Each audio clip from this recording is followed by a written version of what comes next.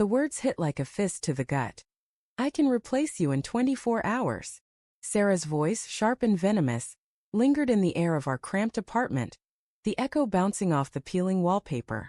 Her eyes, usually warm like honey, glinted with a cold defiance I'd never seen before. I stood frozen, my pulse hammering in my ears, the takeout containers on the coffee table forgotten. It was just a stupid argument about dishes of all things until she hurled that grenade. My jaw tightened. Prove it, I said, my voice low, daring her to cross a line we could never uncross. The silence that followed was suffocating, thick with the weight of 6 years together. I wanted her to laugh it off, to say she didn't mean it, but she just stared, her lips curling into a smirk that didn't reach her eyes. Then she grabbed her phone, stormed into the bedroom and slammed the door. The sound rattled the cheap frame, a crack splitting the quiet like a warning shot. I sank onto the couch, my hands trembling, the faint smell of soy sauce and regret clinging to the air. What had I just unleashed? The next morning Sarah was gone before I woke. Her side of the bed was cold, the sheets barely wrinkled as if she'd hardly slept. A note on the fridge read, "Out. Don't wait up." My stomach churned. I told myself it was nothing. She was just cooling off at her sister's, maybe grabbing coffee with a friend. But her words from last night gnawed at me, relentless like termites in the walls of my mind. Replace you. Could she? Would she? I shook it off, splashing cold water on my face, the mirror reflecting my bloodshot eyes and unshaven jaw. I was overreacting. She loved me, didn't she? Work was a blur. The hum of the office printer, the clack of keyboards, the bitter tang of burnt coffee. All of it faded into a dull roar as my phone stayed silent. No texts, no calls. By noon I couldn't stand it. I opened her Instagram, something I rarely did. Her story was a photo of a cocktail, neon pink, captioned, "New vibes, new nights." The bar's logo was unmistakable, Velvet Room, a sleek downtown spot we'd never been to together. My chest tightened. Was she alone? I scrolled through her followers, stopping at a name I didn't recognize at Jake Vanderscroom. A quick tap revealed a guy with a chiseled jaw, all smiles and tailored suits. His latest post, a mirror selfie at the same damn bar. My thumb hovered over the screen, my heart thudding. Coincidence, I told myself. Just a coincidence. That night I waited. The apartment felt too big, the ticking of the kitchen clock too loud. At 11 p.m. my phone buzzed. A text from Sarah. Staying out late. Don't worry.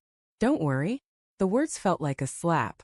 I paced, the hardwood creaking under my bare feet, the city's distant hum seeping through the cracked window. I tried to picture her, laughing with friends, sipping that pink drink, her hair catching the bar's dim light. But my mind kept drifting to Jake, his smug grin, the way his profile screamed confidence. I poured a whiskey, the burn doing little to dull the ache in my chest. Sleep never came. By morning doubt had festered into dread. I called her but it went straight to voicemail. Her voice, bright and recorded, mocked me. "Hey, it's Sarah. Leave a message." I didn't. Instead, I drove to her office, a glass building that loomed like a monolith. The receptionist said she'd called in sick. Sick? My grip tightened on the steering wheel as I headed to her sister's place. The doorbell's chime echoed unanswered. Panic clawed at me now, sharp and relentless. Where was she? I shouldn't have done it, but I did. I logged into her email from my laptop, the password one she'd used for years, our anniversary date. The inbox loaded and there it was. A confirmation for a dinner reservation at La Bellevue, a restaurant we could never afford. 2 guests, 8 p.m. tonight. My breath caught. I scrolled further, finding a thread with Jake V. Short, flirty messages, a winking emoji, a mention of tonight being special. My vision blurred, the screen swimming. This wasn't happening. Not Sarah. Not us. The rest of the day was a haze of denial and rage. I told myself it could be innocent, a work thing, a misunderstanding. But the pieces fit too neatly, each one a shard in my heart. Her absence, the bar, the reservation, Jake. By evening I was outside La Bellevue, parked across the street, the engine idling like my thoughts. The restaurant glowed, all chandeliers and velvet curtains, a world apart from our thrift store furniture and takeout dinners. Then I saw her. Sarah stepped out of a cab, her red dress clinging to her like a secret. She laughed, her head tilting back, and there he was, Jake, in a suit that screamed money, his hand grazing her lower back. My stomach lurched. I wanted to scream, to storm over, to demand answers. But I just sat there, frozen, watching them disappear inside.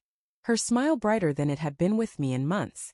The drive home was a blur of streetlights and self-loathing. I replayed every moment of our fight. Her words, my challenge. Prove it. God, what had I done?